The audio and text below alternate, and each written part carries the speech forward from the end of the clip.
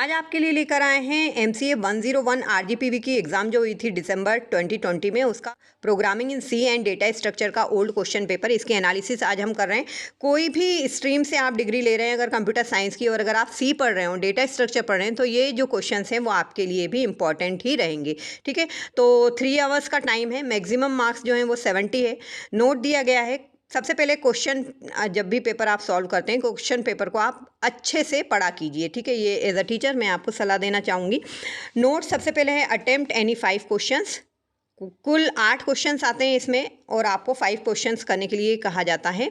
All questions carry equal marks. तो जैसे 70 marks का ये मैक्सिमम मार्क्स है, तो आपके 5 क्वेश्चन आपको अटेंड करना है। तो आपका जो क्वेश्चंस होगा, सारा क्वेश्चंस पे इक्वल मार्क्स है, तो जो क्वेश्चन होंगे वो कितने कितने मार्क्स से होंगे, 14 मार्क्स से होंगे। जैसे क्वेश्चन नंबर 1 है, अब इसमें पार्ट ए और बी दो हैं। ठीक है, टोटल ये 14 मार्क्स का है। अगर इसमें पार्ट हैं तो ये ए और बी इक्वल मार्क्स हैं, तो 7 मार्क्स के ये क्वेश्चंस रहेंगे। ठीक है, तो सबसे पहला क्वेश्चन देखते हैं कौन सा आया है।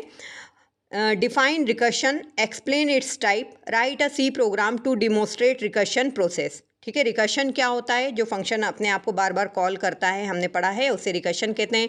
इसके टाइप्स होते हैं डायरेक्ट, इनडायरेक्ट, हेड, टेल, ये आपको एक्सप्लेन करना है और इसके लिए एक प्रोग्राम भी आपको लिखना है। ठीक है, तो प्रोग्राम का सिंटैक्स, प्रोग्राम जो आप लिख रहे हैं उसकी कोडिंग और प्रोग्राम का आउटपुट भी अगर आप लिखेंगे तो अच्छे मार्क्स आपको मिलेंगे। ठीक है, और डेफिनेशन तो डेफिनेटली आपको लिखना ही लिखना है, क्योंकि डिफाइन रिकर्शन आपको कहा गया है।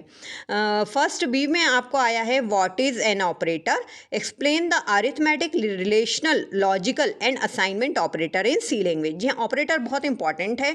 ऑपरेटर एक सिंबल होता है जो हम परफॉर्म करना चाहते हैं, कोई मैथमेटिकल ऑपरेशन, कोई लॉजिकल ऑपरेशन, तो हम यूज़ करते हैं बिटवीन ऑपरेंट में। तो इसको एग्जाम्पल के थ्रू आपको समझाना है, डिफाइन करना है, और सारे जो इसने कहे पूछे हैं, arithmetic, relational, logical, assignment operator, इनका एक एक एग्जाम्पल लेके आपको यहाँ पे डिस्क्राइब करना है। ठीक है, अगर आपकी राइटिंग अच्छी होती है एज अ वैल्यूअर, मुझे पता है कि जिनकी राइटिंग अच्छी होती है, जो अच्छे से सिस्टमेटिक तरीके से लिखते हैं, उनको अच्छे मार्क्स मिलते हैं। अगर आप अच्छा स्कोर करना चाहते हैं तो अपनी राइटिंग पे थोड़ा सा ध्यान दीजिए। क्वेश्चन नंबर 2A है explain the two way selection. If else statement के बारे में यहाँ पे पूछा गया है। If else, nested if else, cascaded if else, है ना। तो ये जो क्लासिफिकेशन है, if else, nested if else और कास्केडेड, इन चारों को आपको अच्छे से यहाँ पे एग्जाम्पल के थ्रू सिंटैक्स लिखना है और एक्सप्लेन करना है। 2B में दिया गया है आपको design and develop a C program to reverse of an integer number num. अब नम नाम का ही आपको यहाँ पे वेरिएबल बनाना होगा। And check whether it is palindrome और नॉट। तो ये सारे प्रोग्राम हमने अपने चैनल पर सी की प्लेलिस्ट में ऐड किए हैं। अगर आपने नहीं देखा है तो जल्दी से जाकर उन्हें आई बटन पे लिंक प्रोवाइड कर रहे हैं, उनको देख लीजिए आप। ठीक है, तो check whether it is palindrome और नॉट, इस पर आपको प्रोग्राम लिखना है। आप जब भी प्रोग्राम लिखते हैं ना थ्योरी पेपर में, तो आप उस पर कमेंट बताइए कि ये आप किस, ये स्टेटमेंट से क्या हो रहा है, ये स्टेटमेंट से क्या हो रहा है। तो साइड में कमेंट जैसे हम डालते हैं सी में, वो आप ज़रूर से मेंशन किया कीजिए। 3A what is an array, explain the declaration and initialization of 1 and 2D array with example. Array क्या होता है और 1D एरे, 2D एरे का इनिशियलाइजेशन और डिक्लेरेशन कैसे किया जाता है, कैसे उसे डिक्लेयर करते हैं, कैसे बनाते हैं, इसको एग्जाम्पल के थ्रू आपको यहाँ पे अच्छे से एक्सप्लेन करना है। What is a pointer, explain how the pointer variable declared and initialize. Pointer क्या होते हैं, कितने टाइप्स के होते हैं, कैरेक्टर पॉइंटर कैसे बनता है, इंटीजर पॉइंटर कैसे बनता है, सारा एक्सप्लेन करना है आपको, डिफाइन करते हुए क्या होता है उसकी परिभाषा लिखते हुए, और कैसे उसे इनिशियलाइज किया जाता है, ये एग्जाम्पल के थ्रू आपको यहाँ पर बताना है। 4A what is dynamic memory allocation, write and explain the different dynamic memory allocation function in C. Malloc calloc function के बारे में ये पूछ रहे हैं।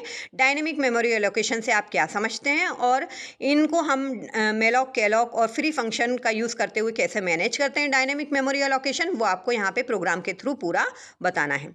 4B है explain how the structure variable passed as a parameter to a function with example. Structure variable को हम फंक्शन में कैसे पास करते हैं। कोई भी सिंपल सा एक प्रोग्राम बना लीजिए, स्ट्रक्चर में डेटा आप इनपुट करा रहे हैं तो उसी को आप फंक्शन में किस तरीके से कराएंगे स्ट्रक्चर वेरिएबल पास करके, ये आपको यहाँ पर एक्सप्लेन करना है। स्ट्रक्चर बहुत ही इंपॉर्टेंट है। स्ट्रक्चर पे से तो एक क्वेश्चन आता ही आता है, पॉइंटर पे से आता ही आता है, एरे पे आता ही आता है।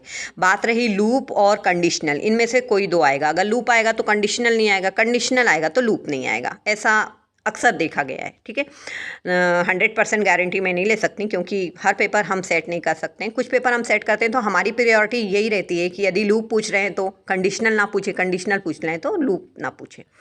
5A right an algorithm for, ये डेटा स्ट्रक्चर का पिक किया है यहाँ पे क्वेश्चन, क्योंकि यहाँ पे डेटा स्ट्रक्चर उसी दोनों हैं। ठीक है, write an algorithm for postfix expression, evaluate it and show the content of the stack for the following postfix expression.